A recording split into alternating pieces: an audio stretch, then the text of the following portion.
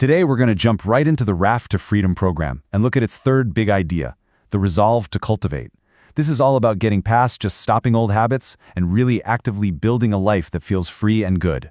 But you know, this whole journey often kicks off from a place that feels, well, pretty empty. Have you ever been there? You put all this work into stopping a harmful pattern, and then you're just kind of left standing there in the silence thinking, okay, so what now? It's a super common feeling. When you just take something negative away but don't put anything positive back in its place, it can leave this huge gaping void. And this is such a great way to look at the two different paths you can take. On one hand, you can just focus on the absence of the thing, which, yeah, feels empty. But the RAF program points us towards something else entirely, actively cultivating presence. See, it's not about what you're not doing anymore. It's all about what you are doing to build a new, vibrant, fulfilling life. It's the difference between staring at an empty lot and planting a garden. So in the program's main metaphor, this is the moment we stop just patching leaks in our little raft and actually start setting sail. And that name, Raft, is your guide. It stands for recognize, abandon, freedom, and train. Right now, we're talking about actively building the vessel that's going to carry us toward freedom. The whole path is built on these four resolves. You prevent, you abandon, you cultivate, and you maintain. We've talked about the first two before. Today, we are zeroing in on number 3, cultivate, which is really the creative, constructive heart of the whole process. So what does that actually look like? So what exactly is cultivation? Gotama, the Buddha, explains it here, and it's not some passive, wait-and-see kind of thing. Look at the words he uses. You generate desire, you make an effort, you arouse energy. This is a deliberate, conscious choice to bring good, skillful things into your life that weren't there before. It's work, but it's good work. Okay, so let's dig a little deeper into this idea, tending your inner world. What does it really actually mean to cultivate? How do we take it from a nice idea to something we do every day? Well, the ancient term for this whole process is bhavana. Now, it often gets translated as just meditation, but honestly, that word doesn't even come close. Bhavana really means development or cultivation, the act of bringing something into existence. You have to think of yourself as a gardener. You're actively working the soil of your own mind, pulling out the weeds, and planting the seeds of what you want to grow. It's a very hands-on process. And to make this crystal clear, Gotama used this incredible simile.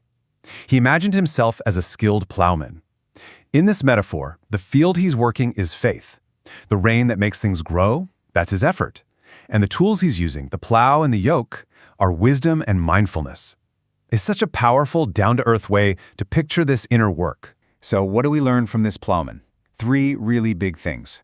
First, it takes continuous effort. You have to stay attentive, moment by moment. Second, you need a clear intention. You have to know what you're trying to grow. And third, and this one is huge, it requires skillful correction. When your mind wanders off, you don't beat yourself up. You just notice and you gently, kindly steer it back. That gentle steering is the practice. Okay, so we've covered the what and the why. Now let's get into the really practical stuff. We're going to look at the toolkit for cultivation, why it's so important, and how you can actually start doing this in your own life. So why even bother with all this? Well, because cultivating the positive does some amazing things. For one, it gives you healthy alternatives to your old, unhelpful patterns. It also literally displaces the bad stuff. The more you fill your mind with kindness, the less room there is for anger or agitation. It also builds up your resilience to stress, like a protective shield. And maybe most importantly, it helps you build a real sense of purpose and self-worth. So where do you begin? It's simple, but it's deep. You have to identify what exactly you want to grow. This isn't just about wishing for happiness. No, you get specific. What good qualities, what useful skills, what supportive activities would genuinely make your life better? And the Raft program has this fantastic list of things you can do. These aren't just ways to kill time. The program calls them constructive replacements. So instead of going back to an old habit, maybe you go for a walk outside, where you pour that energy into painting or learning guitar.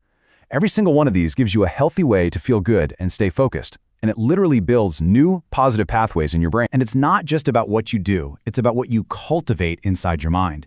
And the real magic here is how these qualities are like a direct antidote to the old patterns. Generosity pushes back against being self-absorbed. Compassion, especially for yourself, heals feelings of shame. Gratitude makes you see what you have instead of what you don't. These are the seeds you want to be planting. This quote from Vince Cullen, one of the people who created the program, just gets right to the heart of it all. It's a message of incredible hope. It's saying that our past programming doesn't have to be our future. Through this active work of cultivation, we can literally rewire our minds for freedom. So let's bring all this home and think about your own journey to freedom. Because this isn't just some interesting theory. It's a real path you can start walking right now.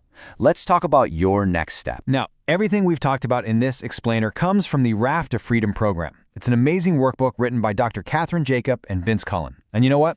They've made the whole thing, all 67 chapters, completely free for anybody who needs it.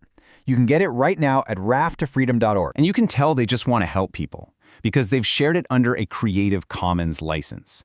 That basically means it's designed to be shared and passed around freely. It's a real gift. Okay, so as we wrap up, I want to leave you with a question to really think about. Not what you'll do tomorrow or next week, but today.